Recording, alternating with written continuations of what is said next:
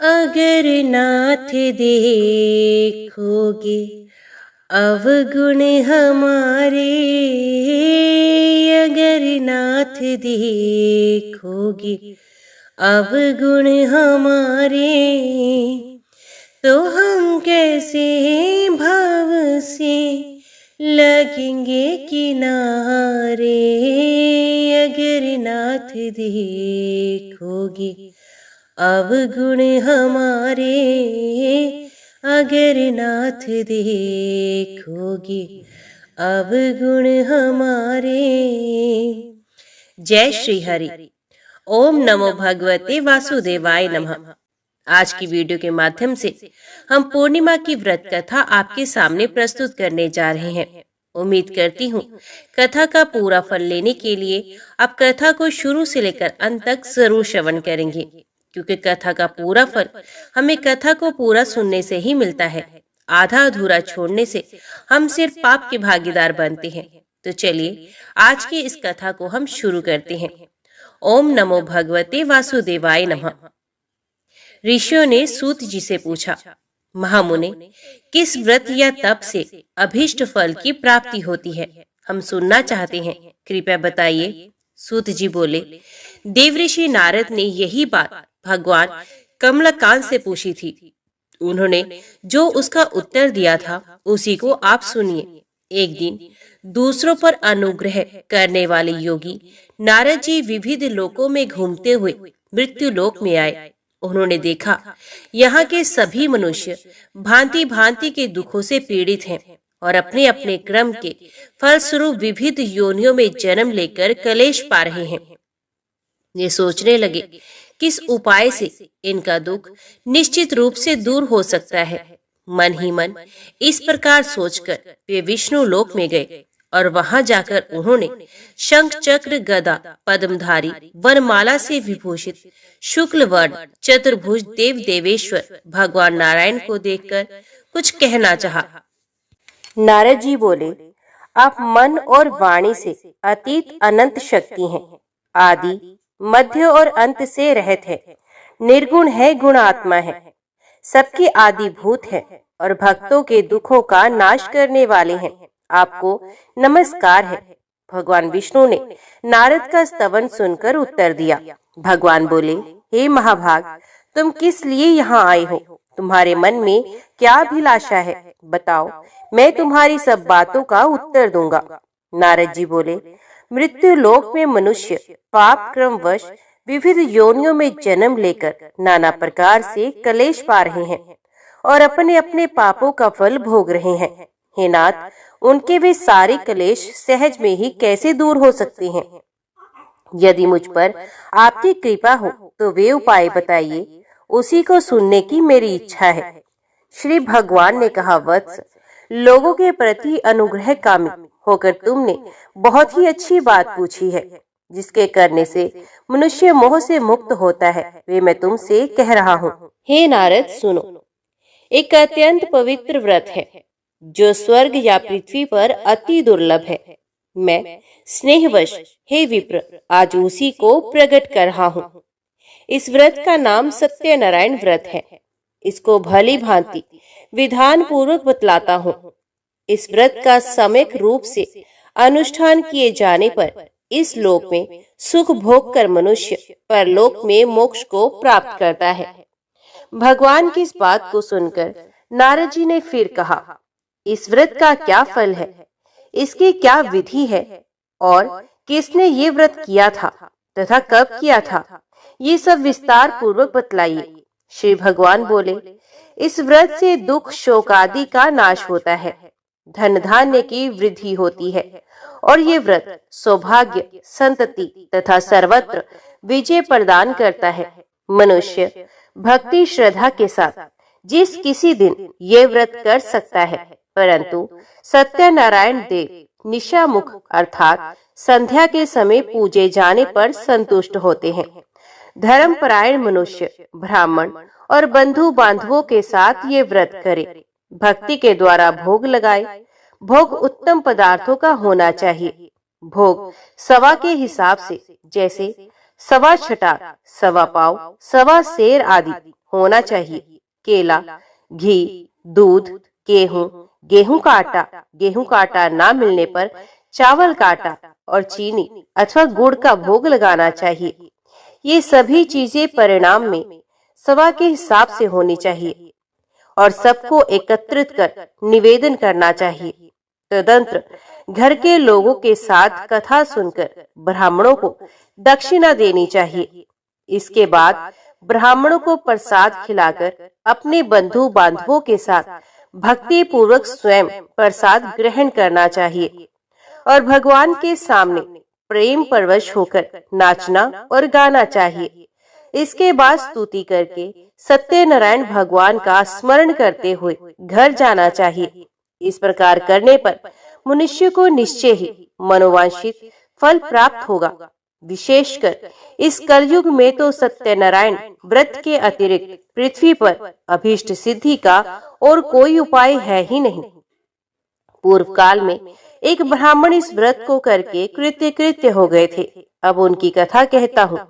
काशीपुर ग्राम में एक निर्धन ब्राह्मण रहते थे। वे भूख प्यास से व्याकुल होकर सदा पृथ्वी पर भटका करते थे। ब्राह्मण को दुखी देखकर ब्राह्मण प्रिय भगवान वृद्ध ब्राह्मण का रूप बनाकर उनके पास आए और उन्होंने आदर के साथ पूछा, ब्राह्मण देवता, आप किस लिए अत्यंत दुखित होकर सारी पृथ्वी पर भटक रहे हैं? यदि आपकी अभिरुचि हो तो सारी बात मुझसे कहिए, मैं सुनना चाहता हूँ।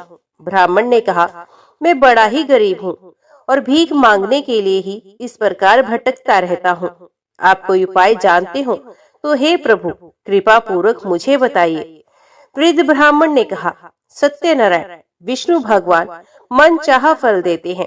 द्विश्रेष्ठ, आप सत्यनारायण का उत्तम व्रत करें। मनुष्य इस व्रत को करके सब दुखों से मुक्त हो जाता है। श्री भगवान बोले। वृद्ध बने हुए सत्यनारायण ब्राह्मण को आदर पूर्वक व्रत की पूरी विधि बताकर वहां से अंतर ध्यान हो गए। तदंतर वे ब्राह्मण मन ही मन भगवान का चिंतन करते हुए घर लौटे। उन्होंने समझा कि नारायण ने ही मुझको ये व्रत बतलाया है, अतएव मैं इस व्रत को करूंगा। ब्राह्मण इसी सोच विचार में रहे। उनको रात्रि में नींद भी नहीं आई। प्रातःकाल उठते ही मैं सत्यनारायण व्रत करूंगा ये संकल्प करके ब्राह्मण भिक्षा के लिए चले गए। उस दिन ब्राह्मण को भिक्षा में प्रचुर द्रव्य की प्राप्ति हुई। उसके द्वारा उन्होंने बंधु बांधवों के साथ सत्यनारायण का व्रत किया और उस व्रत के प्रभाव से विश्रेष्ठ ब्राह्मण समस्त दुखों से छूटकर संपूर्ण संपत्ति से संपन्न हो गए। तब से वे प्रति मास सत्यनारायण व्रत को करने लगे। श्री भगवान ने कहा, वे उत्तम ब्राह्मण वृद्ध रूपधारी नारायण के द्वारा व्रत को जानकर सारे पापों से मुक्त हो गए और उन्होंने दुर्लभ मोक्ष की प्राप्ति की। नारद, जिस समय इस व्रत का पृथ्वी में प्रचार होगा उसी समय मनुष्यों के समस्त दुख नष्ट हो जाएंगे। सूत जी बोले, हे ब्राह्मणों, नारायण ने महात्मा नारद को जैसा कहा था ठीक वैसा ही मैंने आप लोगों से कह दिया। अब और क्या कहूँ? ऋषियों ने पूछा, इसके बाद पृथ्वी पर इस व्रत का अनुष्ठान किस मनुष्य ने किया? हे मुने, ये सब हम सुनना चाहते हैं। इस विषय में हमारे मन में बड़ी श्रद्धा उत्पन्न हो गई है। सूत जी बोले, हे मुनियों, उसके बाद पृथ्वी पर किसने ये व्रत किया था सो सुनो। एक दिन वे श्रेष्ठ ब्राह्मण अपने बंधु बांधवों के साथ अपने वैभव के अनुरूप व्रत कर रहे थे। इसी समय वहां एक लकड़हारा आया। लकड़हारे ने लकड़ी बाहर रख दी और वे ब्राह्मण के घर के अंदर चला गया। उस समय वे प्यास से पीड़ित था। उन ब्राह्मण को कार्य में लगे देखकर प्रणाम करके उसने पूछा, महाराज, आप ये क्या कर रहे हैं? ब्राह्मण ने कहा, ये सत्यनारायण व्रत है। ये व्रत दुख दारिद्र का नाश करता है, सब प्रकार की इच्छित वस्तुओं को देता है और पुत्र पौत्र आदि की वृद्धि करता है। इस व्रत के प्रभाव से ही धन धान्य आदि महान समृद्धि से मेरा घर भर गया है। ब्राह्मण की इस बात को सुनकर लकड़हारे को बड़ा ही हर्ष हुआ। वे जल पीकर और प्रसाद लेकर स्थिर मन से सत्यनारायण देव का चिंतन करता हुआ नगर में आया। उसने मन ही मन कहा कि आज लकड़ियों के बेचने पर जो कुछ भी मिलेगा उसी के द्वारा मैं सत्य देव का उत्तम व्रत करूंगा। इस प्रकार मन में विचार करके वे लकड़ियों के बोझे को सर पर उठाकर नगर में धनियों के रमणीय स्थान में पहुंचा। आज लकड़हारे को लकड़ियों का दूना मूल्य मिला। उसका हृदय प्रसन्न हो गया। वे पके हुए केले, चीनी, घी, दूध और गेहूं का आटा सब वस्तुएं सवाए हिसाब से लेकर घर पहुंचा। तदंतर बंधु बांधवों को निमंत्रण देकर उसने विधि पूर्वक व्रत किया। उस व्रत के प्रभाव से वे लकड़हारा धन और पुत्र से संपन्न हो गया तथा इहलोक में सुख भोग कर अंत में सत्यपुर को प्राप्त हुआ। सूत जी ने कहा, एक घटना और कहता हूँ, उसे सुनो। पूर्व काल में उल्कामुख नामक एक जितेंद्रिय सत्यवादी प्रबल पराक्रमी राजा थे। वे बुद्धिमान राजा प्रतिदिन भगवान के मंदिर में जाते और धन देकर ब्राह्मणों को संतुष्ट करते। उनकी पत्नी का नाम भद्रशीला था। वे सरोज वंदना, परमुग्धा और पति परायणा सती थी। राजा रानी के साथ समुद्र के तीर पर जाकर सत्यनारायण का व्रत किया करते थे। एक दिन जब राजा व्रत कर रहे थे तो एक साधु नामक वणिक वहां आया। वे व्यापार के लिए नाना प्रकार के रत्नादि पदार्थों को नौका में भरकर लाया था। वणिक समुद्र के किनारे नाव को खड़ी करके तट के ऊपर आया और व्रत करते हुए राजा को देखकर उसने विनय पूर्वक पूछा। साधु ने कहा, राजन, भक्ति युक्त चित्त से आप ये क्या अनुष्ठान कर रहे हैं? इस समय मेरी इसे जानने की इच्छा है, अतएव आप समझाकर कहें। राजा बोले, साधो, मैं अपने बंधु बांधवों के साथ अतुलनीय तेज युक्त भगवान श्री विष्णु की पूजा कर रहा हूँ। मेरा ये व्रत पुत्र आदि की प्राप्ति के लिए है। तदंतर साधु ने राजा को आदर पूर्वक प्रणाम करके कहा, राजन, इस व्रत की सांगोपांग विधि आप मुझे भी बतलाएं, क्योंकि मैं भी ये व्रत करूंगा। मेरे भी संतान नहीं है। इस व्रत से मुझे निश्चय ही संतान की प्राप्ति होगी। इतना कहकर वणिक ने उन राजा से व्रत की विधि अच्छी तरह से पूछकर वहां से प्रस्थान किया और अपने वाणिज्य का काम पूरा करके वे आनंद के साथ घर लौट आया। कुछ ही दिनों के बाद उसकी पतिव्रता पत्नी गर्भवती हुई और समय पर उसने एक अति सुंदरी कन्या को जन्म दिया। कन्या शुक्ल पक्ष के चंद्रमा की भांति दिनों दिन बढ़ने लगी। वणिक ने उसका जाति कर्म आदि संस्कार करवाकर उसका नाम रखा कलावती। तदंतर वणिक पत्नी लीलावती ने मधुर वचनों में पति से कहा, स्वामी, आपने पूर्व में जो सत्यनारायण व्रत करने की प्रतिज्ञा की थी उसे अब पूरी क्यों नहीं कर रहे हैं? साधु ने उत्तर दिया, प्रिय, मैं कलावती के विवाह के समय सत्यनारायण का व्रत करूंगा।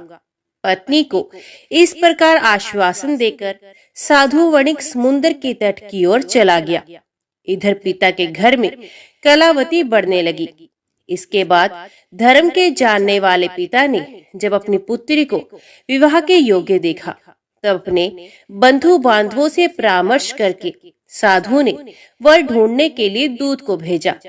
दूत साधु का आदेश पाकर कांचन नगर गया और वहां कलावती के योग्य एक उत्तम वर की खोज करके वहां से उस वणिक पुत्र को साथ लेकर लौट आया। साधु वणिक उस सुंदर और सद्गुणी वणिक कुमार को देखकर बड़ा ही प्रसन्न हुआ और अपने जाति बंधुओं के साथ मिलकर प्रसन्नता पूर्वक यथाविधि अपनी कन्या को उसको अर्पण कर दिया। दुर्भाग्यवश कलावती के विवाह के समय भी वणिक उस उत्तम व्रत की बात भूल गया। इससे भगवान सत्यनारायण उस पर रुष्ट हो गए। कुछ दिनों के बाद वे व्यापार में निपुण वणिक अपने श्रीमान जमाता को साथ लेकर व्यापार के लिए बाहर गया और राजा चंद्र केतु के राज्य में समुद्र के समीप रमणीय रतनसार नगर में जा पहुंचा। वहां एक पुरी बनाकर वे अपना व्यापार करने लगा। उसी समय प्रभु सत्यनारायण ने साधु को मिथ्यावादी जानकर उसे शाप देते हुए कहा, आज से कुछ ही दिनों में यही तुम दुख को प्राप्त होगे। इधर उसी दिन एक चोर ने राजमहल में धन चुराया। चोर धन को लेकर साधु के मकान के बगल के रास्ते में जा रहा था। उसने घूमकर पीछे की ओर देखा। राजा के दूत उसके पीछे पीछे दौड़े आ रहे थे। वे डर गया और चुराए हुए धन को वहीं छोड़कर जल्दी से भाग गया। दूतों ने आकर देखा, साधु वणिक के घर के पास राजा का धन पड़ा था। तब उन्होंने जमाता के साथ साधु को पकड़ लिया और उन्हें बांधकर प्रसन्न मन से तुरंत राजा के समीप ले गए और वहां कहा, प्रभु, दोनों चोर पकड़कर आ गए हैं, इनको देखिए और आज्ञा दीजिए क्या किया जाए। तत्पश्चात राजा की आज्ञा से दूतों ने दोनों वणिकों को अच्छी तरह बांधकर बड़े कठिन कारागार में डाल दिया। उस समय उनके संबंध में कोई भी विचार नहीं किया गया। उन दोनों ने बहुत कुछ कहा, परंतु सत्यनारायण देव की माया से किसी ने उनकी एक भी नहीं सुनी। इसके बाद राजा चंद्रकेतु ने उनकी सारी धन संपत्ति छीन ली। इधर सत्यदेव के शाप से घर में लीलावती और कलावती पर भी दुख आ पड़ा। घर में जो कुछ भी धन संपत्ति थी, चोरों ने सारी अपहरण कर ली। लीलावती मानसिक और शारीरिक व्याधि से तथा भूख प्यास से पीड़ित हो दाने दाने की चिंता में नगर में घर घर भटकने लगी। इस प्रकार कलावती भी प्रतिदिन अन्न के लिए भटकने लगी। एक दिन भूख से व्याकुल कलावती घर से निकलकर किसी ब्राह्मण के घर पहुंची और उसने देखा वहां सत्यनारायण का व्रत हो रहा है। वे वहां बैठ गई और कथा सुनकर उसने भगवान से मनोरथ पूर्ति के लिए प्रार्थना की। इसके बाद प्रसाद लेकर उसी रात को वे अपने घर लौट आई। लीलावती ने कन्या को बहुत डांट कर कहा, बेटी, तू इतनी रात तक कहाँ थी?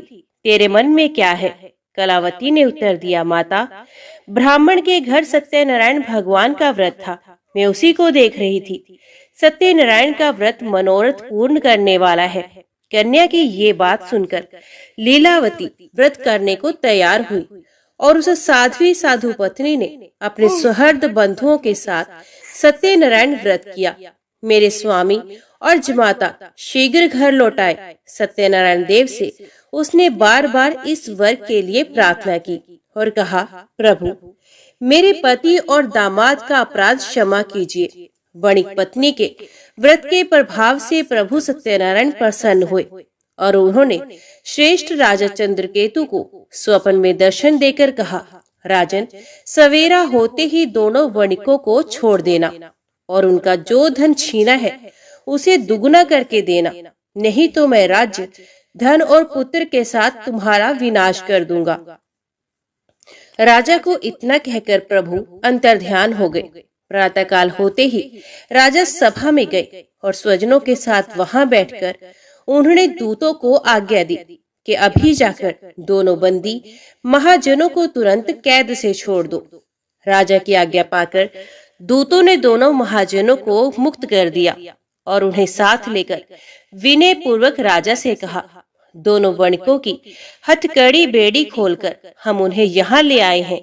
इसी समय उन दोनों के मन में पुरानी बात का स्मरण हुआ और भगवान सत्यनारायण की महिमा को याद करके वे विस्मय और भय से विवल हो गए।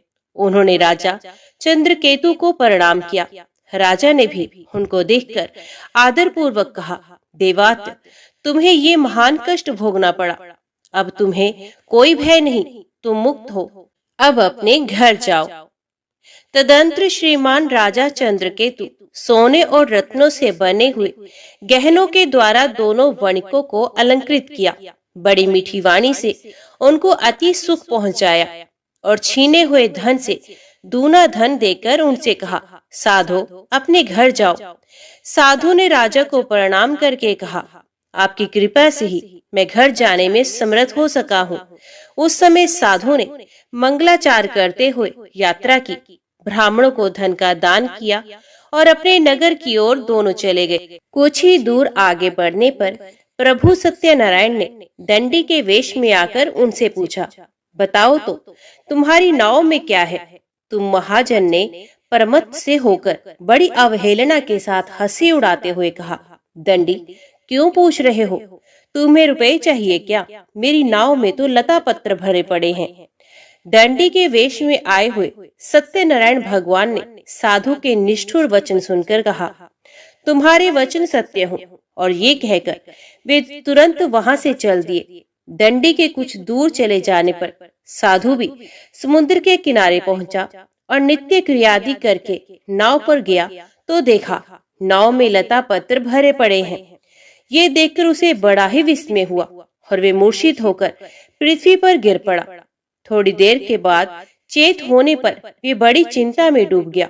श्वसुर की ये दशा देखकर जमाता ने उससे कहा, आप किस लिए शोक कर रहे हैं? ये सब दंडी के शाप का ही फल है। ये सब कुछ करने में समर्थ है, वे ही हरता करता है, इसमें कोई संदेह नहीं। हम लोग उन्हीं की शरण ले तो हमारा मनोरथ पूर्ण हो जाएगा। जमाता की ये बात सुनकर साधु दौड़कर दंडी के पास पहुंचा और उनके दर्शन करके भक्ति पूर्वक नमस्कार कर उनसे बोला, मैं बड़ा दुरात्मा हूँ।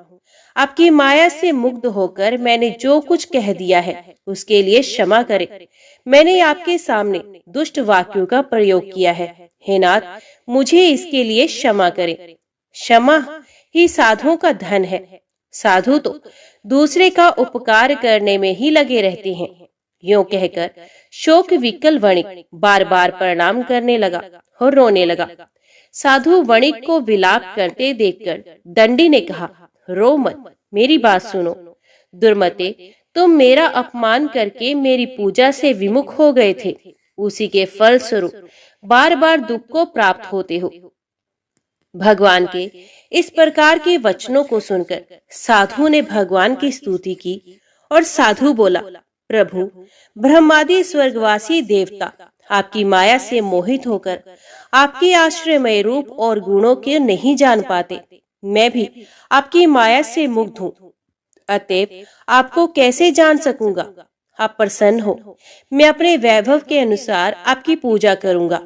मैं आपके शरणागत हूँ, मुझे पुत्र और वित्त दीजिए, मेरी रक्षा कीजिए। साधु के इस प्रकार के भक्ति युक्त वचनों को सुनकर भगवान जनार्दन परितुष्ट हो गए और साधु को मनचाहा वर देकर वही अंतर ध्यान हो गए।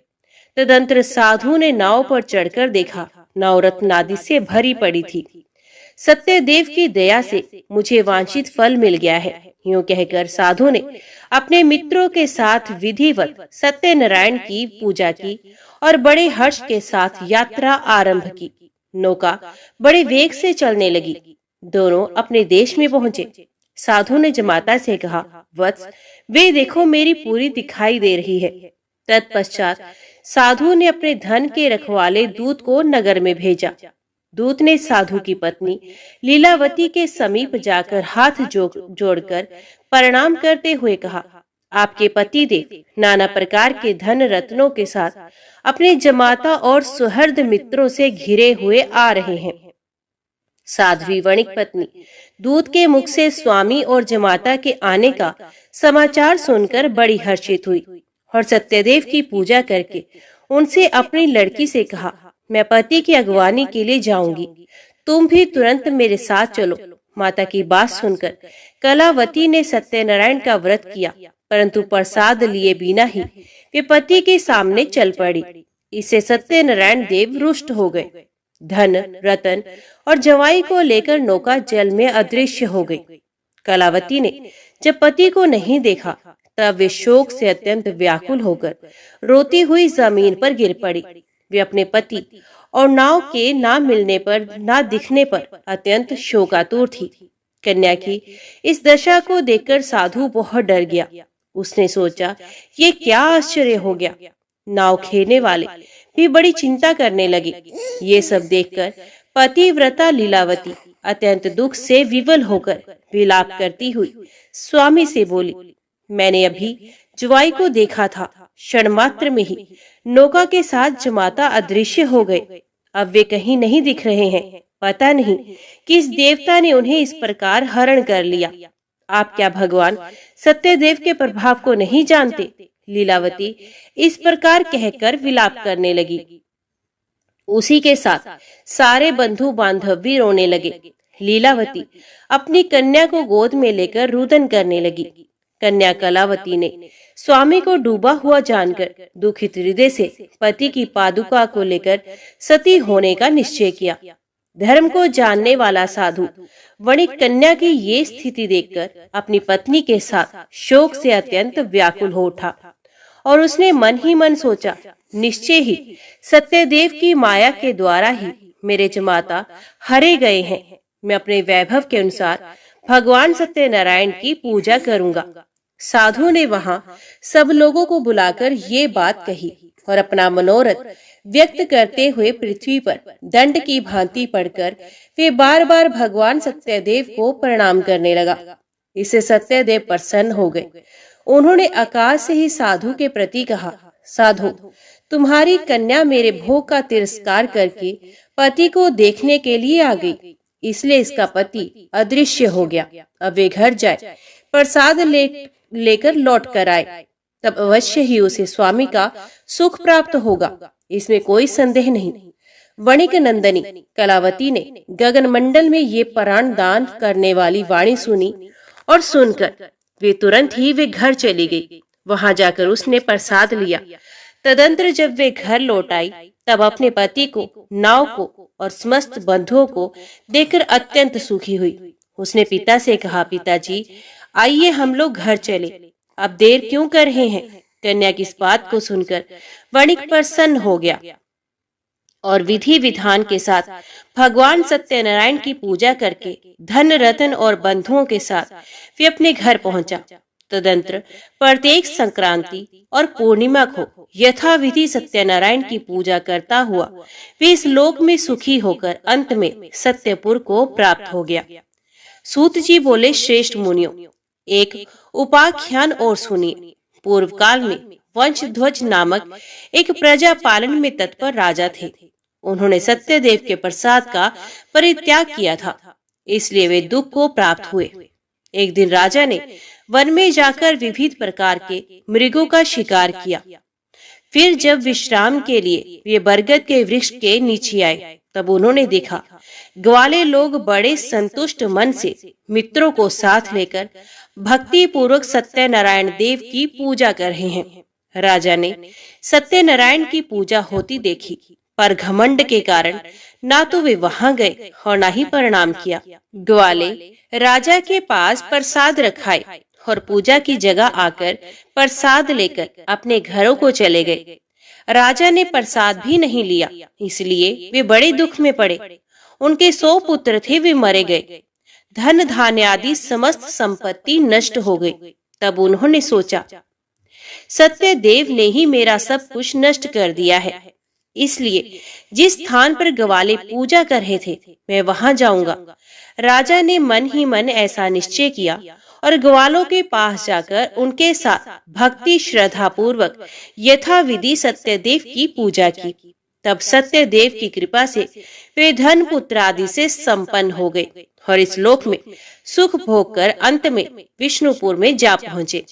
जो मनुष्य इस परम दुर्लभ सत्यनारायण व्रत का आचरण करता है, भुक्ति मुक्तिदायिनी इस पवित्र कथा का श्रवण करता है, वे भगवान सत्यदेव के प्रसाद से धन धान्य आदि समृद्धि को प्राप्त होता है।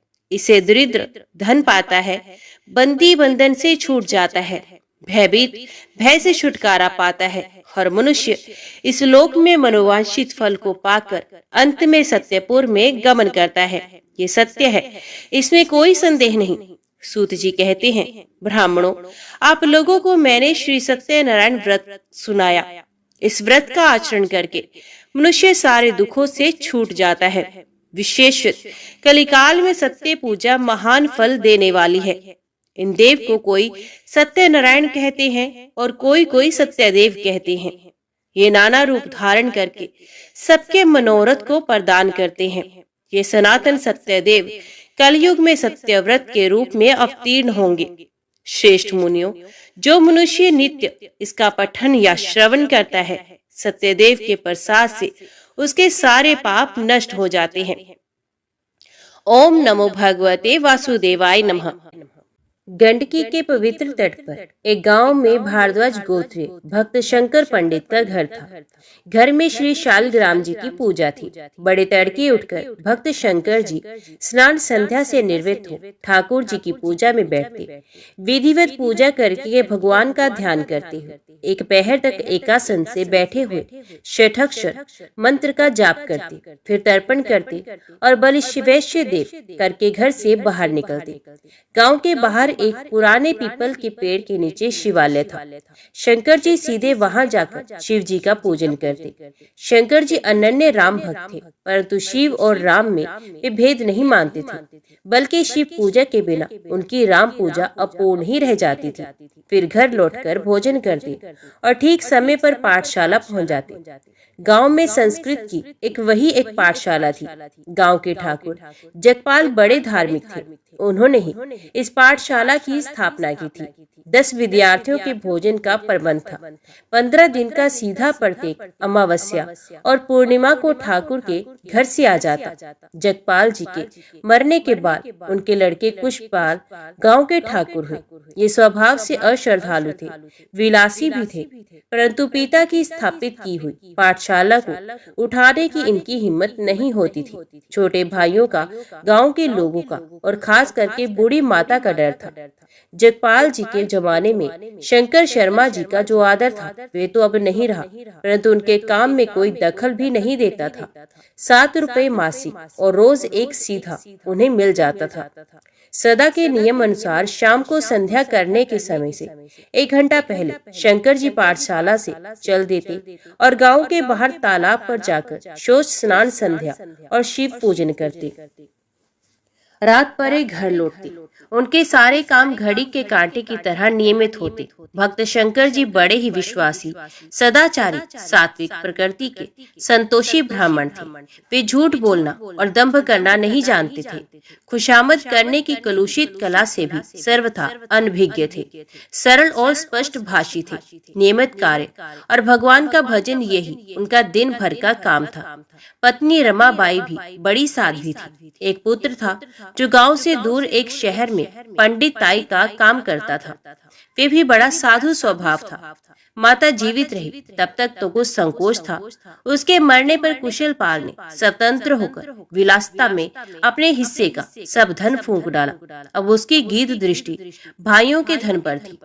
वे तरह तरह के उपाय सोचने लगा। कुशलपाल के तीनों बेटे भाई शंकर पंडित पर बड़ी श्रद्धा रखते थे।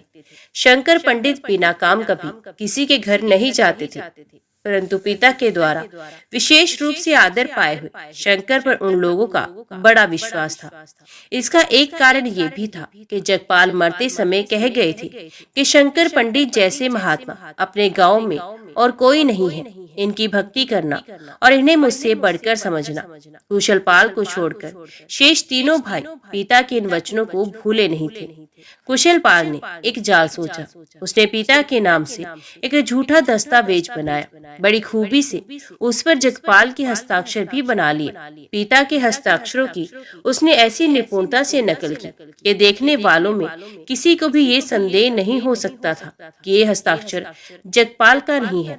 उस दस्तावेज में 15 लाख के सोने में 3 हिस्से कुशलपाल को दिए गए थे और एक हिस्से में छोटे तीनों लड़कों के लिए 3 भाग करने की बात थी। जगपाल को सूर्य की उपासना करने से एक नींव में 15 लाख का सोना मिला था। उसमें से 10 लाख रुपए से सूर्य भगवान का एक सुंदर मंदिर बनाने का उनका विचार था और 5 लाख रुपए अपने घर के काम में लेने का। परंतु इस मनोरथ के पूरा होने के पूर्व ही उनका देहांत हो गया। 15 लाख का सोना यूं ही पड़ा रह गया। इन बातों का शंकर पंडित को पूरा पता था। चारों लड़के भी इसको जानते थे और कुशलपाल को छोड़कर जगपाल के शेष तीनों लड़के चाहते भी थे कि मंदिर जल्दी बन जाए, परंतु कुशलपाल टालता जाता था। एक दिन जब भाइयों ने बहुत जोर दिया तब कुशलपाल ने कहा, भाई सच्ची बात तो ये है कि पिताजी को मरते समय विचार बदल गया था। उन्होंने मंदिर बनवाने की इच्छा छोड़कर सारा सोना मुझे देना चाहा था, परंतु जब मैंने नहीं लिया और कहा कि या तो मंदिर ही बने या मेरे भाइयों को बराबर हिस्सा मिले, तब उन्होंने एक दस्तावेज मुझको लिख के दिया। वे मेरे पास है। बड़े भाई की इस बात को सुनकर उन्हें बड़ा आश्चर्य हुआ। वे भाई के स्वभाव को जानते थे, इसलिए उन्हें पूरा विश्वास नहीं हुआ। उन्होंने दस्तावेज देखना चाहा। उसने लाकर दिखला दिया। तीनों भाइयों ने आश्चर्यचकित नेत्रों से उसे पढ़ा और पिताजी के हस्ताक्षर देखकर कहा कि पिताजी जो कुछ कर गए हैं उसमें हम लोगों को कुछ भी कहना नहीं। उनके हस्ताक्षर भी हम पहचानते हैं, परंतु हमसे भी अधिक उनके पास रहने वाले और उनके हस्ताक्षरों को पहचानने वाले हैं शंकर पंडित। वे कह देंगे कि ये हस्ताक्षर पिताजी के हैं तो हम इस बात को मान लेंगे। भगवान की इच्छा कुछ और ही थी। कुशल पाल के मुंह से निकल गया, शंकर पंडित के सामने ही तो दस्तावेज पर पिताजी ने हस्ताक्षर किए थे, वे कहेंगे क्यों नहीं। हाँ, तब फिर बात ही क्या है। उसी समय दस्तावेज के अनुसार आप अपने हिस्से का सोना ले लीजिएगा। तीनों भाइयों ने कहा। कुशल पाल के मुंह से बात निकल तो गई, परंतु अब उसे बड़ी चिंता होने लगी। उसने सोचा ब्राह्मण बड़ा जिद्दी और निर्लोभी है। उसने ना कहा तो मेरी बात भी जाएगी और आगे बढ़ने पर सोना भी शायद ना मिले। चोर के चित्त में तो डर था ही। कुशल पाल एक बार कांप गया, फिर विचार किया, है कौन सी बात। सोने की मार से देवताओं के दिमाग भी दुरुस्त हो जाते हैं, फिर इस मामूली ब्राह्मण की तो बात ही क्या। जहाँ पूरी रोटी जाती है वहाँ बुद्धिमान आधी ही लेते हैं। ब्राह्मण के सामने सोने का ढेर लगा दूंगा, फिर देखूंगा कैसे वे नहीं कहता। इस पर भी नहीं मानेगा तो मेरे शरीर का बल तो कहीं चला नहीं गया। बच्चों को ऐसा मोहन भोग खिलाऊंगा कि वे तो क्या, उसके पुरखे मेरे मन की करने लगेंगे। इस कुविचार से कुशल पाल को एक बार साहस हुआ आया। उसने कहा, अच्छी बात है, कल पंडित जी को बुलाकर पूछ लेंगे। कुशल पाल घर लौट आया, पर उसे चैन कहा। वे कुछ खा पीकर शंकर पंडित के घर गया और बड़ी नम्रता से दंडवत करके उनके चरणों में बैठकर कहने लगा, पंडित जी, आज एक काम से आपको कष्ट देने आया हूँ। आप तो मेरे लिए पिताजी के तुल्य हैं। आपको कष्ट न देता, परंतु काम ऐसा ही था, इसलिए निवेदन करने को आना पड़ा। आपको मालूम होगा पिताजी को 15 लाख का सोना मिला था। हाँ, मालूम क्यों नहीं है। उसमें से 10 लाख में तो वे मंदिर बनाने वाले थे। उनका स्वर्गवास हो गया तो क्या है, आप लोग हैं ही, मंदिर बनवा दीजिए, मच्छी साइड देख लेता हूँ। शंकर पंडित ने बीच में ही बात काट कर कहा। कुशल पाल बोला, मंदिर की बात तो सही है, पहले ऐसी ही बात थी, परंतु पीछे पिताजी का विचार पलट गया था। मेरे मना करते करते उन्होंने ये दस्तावेज लिख दिया था, उसे आप पढ़िए। यूं कहकर कुशल पाल ने दस्तावेज पंडित जी के सामने डाल दिया। पंडित जी ने तिरछी नजर से कुशल पाल के चेहरे की ओर देखकर दस्तावेज उठा लिया और बड़े गौर से पढ़कर बोले, कुशल पाल जी, हस्ताक्षर तो उनके जैसे ही हैं, परंतु निश्चय है ये दस्तावेज जाली है। किसी धूर्त ने उनके हस्ताक्षर बना लिए हैं। शिव पंडित जी, आप ये क्या कह गए हैं। वे धूर्त तो फिर मैं ही हुआ, क्योंकि दस्तावेज लिखा हुआ है मेरे हाथ का और है भी मेरे ही पास, तथा सौभाग्य या दुर्भाग्यवश इसमें धन का अधिक हिस्सा भी मुझको ही दिया गया है। आप ही होंगे, मुझे तो कुछ पता नहीं। अंतर्यामी सब जानते हैं, तब तो वे आप ही अंतर्यामी हो गए। मैंने समझा था पंडित जी ठीक से बातें करेंगे, सच्चाई का आदर करेंगे, पर आप तो मुझको ही जालसाज बताने लगे। मैंने तो आपको जालसाज नहीं कहा, परंतु आपका पाप अपने आप ही आपके मुंह से बोल रहा है। ठाकुर साहब, परमात्मा का डर रखिए, धन साथ नहीं जाएगा। मनुष्य मोहवश धन में सुख की कल्पना कर उसके लिए अन्याय और असत्य का आश्रय लेता है। अंत में धन यहीं का यहीं रह जाता है। जैसे आपके पिता सब यहीं छोड़ गए, वैसे ही आप भी सब कुछ छोड़कर मर जाएंगे। एक कोड़ी भी आपके साथ नहीं जाएगी, जीवन भर जलेंगे और मरने पर अनंत नरकों की आग में जलना पड़ेगा। फिर क्या, फिर क्यों थोड़े जीने के लिए इतना बड़ा पल्ले पाप बांधते हैं। पंडित जी, ये तो आप ठीक ही कहते हैं, पिताजी मर गए, मुझको भी मरना है, इस बात को मैं समझता हूँ, पर आप मुझको झूठा समझते हैं, ये आपकी भूल है। सचमुच ही पिताजी दस्तावेज करके हमको 3 हिस्से का सोना दे गए हैं। आप नाराज ना हो तो मेरी एक बात सुनिए। यदि आप एक बात में मेरी सहायता करें तो मैं भी आपकी सेवा में नहीं चूकूंगा। मैं ऐसा कृतघ्न नहीं हूँ जो आपके गुणों को भूल जाऊं। सोने का आधा हिस्सा आपका होगा, फिर आप उससे भगवान की यथेष्ट सेवा कीजिए और अपने बाल बच्चों को सदा के लिए सुखी बना दीजिए। ठाकुर साहब, अब आप सीमा से बाहर जा रहे हैं। मुझे सोने का लोभ दिखाकर अपने पाप में शामिल करना चाहते हैं। कुछ उत्तेजित होकर क्या तुम मुझसे ये कहलाना चाहते हो कि तुम्हारा दस्तावेज सच्चा है? ये हरगिज नहीं होगा। मुझे धन प्यारा नहीं है, धर्म प्यारा है। मेरे ठाकुर जी चोरी के धन की सेवा स्वीकार नहीं करती। बाल बच्चों को सुख उनकी गाड़ी कमाई के पैसे से होगा, पाप के सोने से नहीं। इससे तो बुद्धि बिगड़ेगी जो ना मालूम कितने भयानक दुखों का कारण बनेगी। मुझे ये सोना नहीं चाहिए। अब फिर ऐसी बात मुंह से मत निकालना, नहीं तो परिणाम बहुत बुरा होगा। जमाना ही बुरा है, होम करते हाथ जलता है। भिखारी ब्राह्मण का अभिमान तो देखो, सोने से मानो इनको बड़ी घृणा है। मुझे परिणाम का डर दिखाती हैं। कुशल पाल ने झल्लाकर कहा।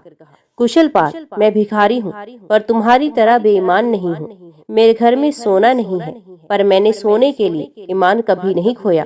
मैं फिर भी कहता हूँ कि तुम कुछ तो भगवान से डरो। भैया बहुत हो गया, अब अपने घर जाओ और इस पाप में विचार को छोड़ दो। शंकर पंडित, अब मैं समझ गया, सीधी अंगुली से घी नहीं निकलेगा। पिताजी ने तुम्हें बहुत सर चढ़ा लिया है, उसी का ये नतीजा है। खैर, मैं तो जाता हूँ, परंतु याद रखना मेरा नाम कुशल पाल है। भाई, इतना गर्व क्यों करते हो? मेरा तुम क्या बिगाड़ोगे? तुम्हारा क्रोध तुम्हारे लिए ही घातक होगा। भगवान के राज्य में अन्याय नहीं हो सकता। सब अपना अपना कर्म फल भोगते हैं। मैं यदि निरपराध हूँ तो तुम मेरा बाल भी बांका नहीं कर सकते। मेरे कौशल पाल भगवान श्री रघुनाथ जी के सामने तुम जैसे शुद्र कुशल पाल किस गिनती में हो? मेरा विश्वास है कि वे नित्य मेरी सहायता करते हैं, सदा मेरे साथ रहते हैं। वे मुझे अवश्य बचाएंगे। यदि मेरे किसी पूर्व कर्म का भोग तुम्हारे हाथ भोगा जाएगा तो उसमें भी मेरा मंगल ही होगा। अच्छा देखा जाएगा। मैं जाता हूँ। जाओ भाई, ईश्वर तुम्हारा भला करे, तुम्हें सद्बुद्धि दे। मैं तुम्हारे ईश्वर से भलाई और सुबुद्धि की आशा नहीं रखता। अपनी भलाई में आप ही अपनी बुद्धि से कर सकता हूँ। तुम्हारे जैसों के आशीर्वाद की मुझे कोई आवश्यकता नहीं। तुम अपने ही लिए अपने भगवान से प्रार्थना करो। इतना कहकर निराश होकर कुशल पाल वहां से चला गया। उसके मन में शंकर पंडित से बदला लेने की आग जल उठी। पाप से पाप पैदा होता है। उसने घर जाते ही एक तेज छुरा जेब में डाल लिया और शंकर को मारने की घात में फिरने लगा। प्रति हिंसा के पाप ने उसे बुद्धि का नाश करके उसको पागल सा बना दिया। संध्या का समय था, चारों ओर अंधेरा छाया था। कृष्ण पक्ष की चतुर्थी का दिन था। सुनसान जंगल का रास्ता है। इधर उधर सियार हुआ हुआ कर रहे थे। दूर से कुत्तों का भौंकना सुनाई देता है। शंकर पंडित सदा की तरह भगवान के पवित्र नामों का गान करते हुए निश्चिंत मन से शिवजी के मंदिर से घर लौट रहे थे। अचानक कुशल पाल ने उनका हाथ पकड़ लिया और छुरा छाती में भोंककर वे भाग चला। शंकर पंडित के हृदय से खून बहने लगा और वे हाय राम हाय रघुवर कहते हुए बेहोश होकर गिर पड़े। दूसरे ही क्षण उन्होंने देखा वे किसी बड़े ही सुर में दिव्य बगीचे में हैं। पास ही सुंदर जल का विशाल सरोवर है, जिसके चारों ओर नाना प्रकार के विचित्र और सुगंधित पुष्प खिल रहे हैं। अनेक दिव्य पक्षी अपनी सुंदर स्वर्गीय भाषा में गान कर रहे हैं। चारों ओर अनोखा प्रकाश छाया है। विशाल पीपल का एक सुहावना वृक्ष है। उसी के पास एक मनोहर सिंहासन पर भगवान श्री राम जनक नंदिनी श्री सीता जी सहित अपने दिव्य वस्त्र अलंकारों से विभूषित विराजमान है। श्री भगवान की मनोहर छवि देखते ही बनती है। श्री लक्ष्मण और भरत चवर डुला रहे हैं। शत्रुघ्न हाथ में जल की झारी लिए खड़े हैं। हनुमान जी भगवान के चरण दबा रहे हैं। सामने दोनों ओर भक्तों की और संतों की सुंदर पंक्तियां हैं। सभी बड़े सुंदर स्वरों में भगवान श्री रघुनाथ जी का स्तवन कर रहे हैं। शंकर पंडित इस मनोहर और दुर्लभ दृश्य को देखकर कृत्य कृत्य हो गए। उनके हृदय का घाव तो कभी छूमंतर हो गया। वे कभी भगवान के चरणों की ओर निहारते और कभी मनोहर मुखचंद्र की झांकी करते। स्तवन समाप्त समाप्त होने पर पंडित शंकर प्रेम विवल और आनंद मगन होकर भगवान के चरणों में लौट गए। वे उस समय जिस परमानंद के समुद्र में निमग्न हो रहे थे उसका वर्णन वाणी से नहीं हो सकता। भगवान का इशारा पाकर हनुमान जी ने उन्हें उठाया। वे उठते ही मारुति की छाती से चिपट गए। उनकी आंखों से आनंद के आंसुओं की धारा बह रही थी। शरीर पुलकित था, आनंद हृदय में समा नहीं रहा था। भगवान ने कहा, भक्त शंकर, मैं तुम्हारी सेवा से बहुत प्रसन्न हूँ। तुम्हारे जैसे दम्भहीन, सरल हृदय, निर्लोभी और बिना किसी दिखावे के चुपचाप मेरी निष्काम सेवा करने वाले सच्चे विरक्त भक्त मुझे परम प्यारे हैं। जाओ, मेरा चिंतन करते हुए अभी कुछ समय तक पृथ्वी पर रहकर जगत का कल्याण करते रहो। शीघ्र ही तुम मेरे धाम में आकर धन्य होगे। शंकर पंडित भगवान की मधुर वाणी सुनकर निहाल हो गए, परंतु भगवान को छोड़ने के बाद उनके मन को नहीं जची, पर प्रेम मुग्धता के कारण वाणी बंद थी।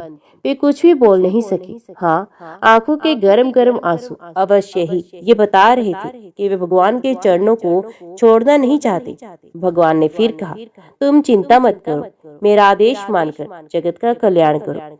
भगवान का इतना कहते ही वे सारा दृश्य आंखों के सामने से हट गया। शंकर पंडित ने अपने को उसी सुनसान जंगल में पड़ा पाया, परंतु वे अब होश में थे और उनका घाव बिल्कुल अच्छा हो चुका था। भगवान की दया पर मुग्ध हुए शंकर पंडित उठे और उस महान दुर्लभ दृश्य का मधुर स्मरण करते हुए घर की ओर चल पड़े। थोड़ी ही दूर चले थे कि उन्हें कुशल पाल को जमीन पर पड़े दिखा। उसके मुंह से खून बह रहा था। चांदी के उजाले में उसकी ये दुर्दशा देखकर शंकर पंडित के मन में बहुत दुख हुआ। शंकर ने उसको उठाया और पास के कुएं से जल लाकर उसका खून धोया और धीरे धीरे उसे होश कराया। कुशलपाल शंकर पंडित को देखकर एक बार तो डरा, परंतु पीछे वे आनंद में भर गया। वे चरणों में गिर पड़ा और बोला, पंडित जी, मैं बड़ा ही नीच अभागा हूँ। जीवन भर मैंने पाप किया, सब धन फूंक दिया। अंत में धन के अभाव में मेरी नीच मति हो गई। मैंने झूठा दस्तावेज बनाया, लोभवश उस पर पिताजी के जाली हस्ताक्षर बनाए और फिर भाइयों से कहा कि पंडित जी के सामने ही पिताजी ने हस्ताक्षर किए थे। मेरे साधु स्वभाव के तीनों भाइयों ने इस पर विश्वास करके कहा कि पंडित जी कह देंगे तो हम आपको 3 हिस्से का सोना भी दे देंगे। मैं इसी उद्देश्य से आपके पास गया था और लोभ दिखाकर, डरा धमकाकर आपसे झूठी गवाही दिलवाना चाहता था, परंतु आप शुद्धांतकरण होने से मेरी जालसाजी पहले से ही जान गए। आपने दया करके मुझको समझाया, परंतु मैं पाप बुद्धि उल्टा आप पर क्रोधित होकर चला गया। फिर तो मैंने जो नीच कर्म किया वे आप जानते ही हैं। मैं आपको छुरा मारकर भागा। तुरंत ही मुझे ऐसा दिखाई दिया, मेरे पीछे 2 बड़े भयंकर पुरुष आ रहे हैं। मैं डर गया। उन्होंने मुझे पकड़ लिया और कहा, नराधम, तुझको हम अभी मार डालते हैं और सीधे नरकों में पहुंच जाएंगे। परंतु क्षमाशील शंकर पंडित बड़े ही भक्त हैं। वे हृदय से तेरा कल्याण चाहते हैं, तो उनके आशीर्वाद से सुरक्षित है। हम लोग उनके विपरीत कुछ कर नहीं सकते, इसलिए तुझे थोड़ा सा ही दंड देकर छोड़ देते हैं। खबरदार, अब तो द्वेष और लोभ को छोड़कर पवित्र हो जा, नहीं तो आगे बड़ी दुर्दशा होगी। इतना कहकर उनमें से एक ने बड़े जोर से मेरे सर में एक घूंसा जमा दिया। उस समय मुझे जो भयानक पीड़ा हुई उसे मैं ही जानता हूँ, परंतु उन्होंने ऐसा करके मुझ पर बड़ी ही कृपा की। उस मार से मेरा मन शुद्ध हो गया। मैं अपने किए पर पश्चाताप करने लगा। मुझे अपने भाइयों से बेईमानी करने का, सूर्य मंदिर का धन हड़पने की इच्छा करने का तो दुख था ही। सबसे बड़ा दुख मुझे आपको मारने का था। मैंने समझा था कि आपके प्राण बचे नहीं। मैं इसी अनुताप की आग से जलता जलता उस घोर पीड़ा को सहता रहा। पिताजी के समय लड़कपन में सुनी हुई एक कथा मुझे याद आ गई। एक बार भगवान ने अपने पार्षदों से कहा कि जो मेरी पूजा करता है परंतु मेरे भक्त का अपराध करता है, वे मानो मेरे पैरों को पूजता हुआ मेरे गले पर छुरी चलाता है। ऐसे पुजारी को घोर नरक यंत्रणा भोगनी पड़ती है। इसके बाद ही मेरे मुंह से खून बहने लगा और मैं बेहोश हो गया। बेहोशी में मैंने जो जो भयानक दृश्य देखे, लोभी, दंभी, दुराचारी, हिंसक और भगत देशियों की जैसी जैसी भयानक दुर्दशाएं देखी तथा स्वयं भी जो घोर यंत्राएं सही, उनको याद करके अब भी मेरा कलेजा कांप रहा है। परंतु ये सब देखकर और सहकर मैं पवित्र हो गया।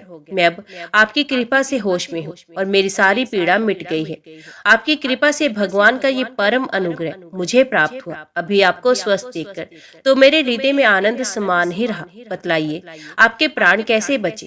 कुशलपाल की करुण कहानी सुनकर शंकर पंडित आनंद मगन हो गए। भगवान की दया देखकर उनका हृदय कृतज्ञता से भर गया। उन्होंने सोचा, भगवान कब किस पर किस तरह दया करते हैं वे कोई नहीं जान सकता। इस बेचारे कुशलपाल की दुर्बुद्धि को दया में भगवान ने क्षणों में ही कैसे हर लिया।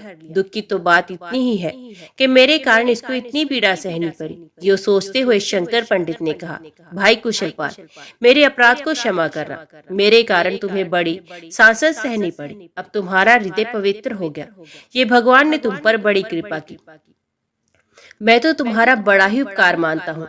तुम मुझे शूरे से नहीं मारती तो मैंने जो भगवान के झांकी का पार आनंद प्राप्त किया वे नहीं प्राप्त होता। तुम ही मुझे भगवान के धाम का दर्शन कराने में प्रधान कारण हो। मैं तुम्हारे इस उपकार का बदला कैसे चुकाऊं?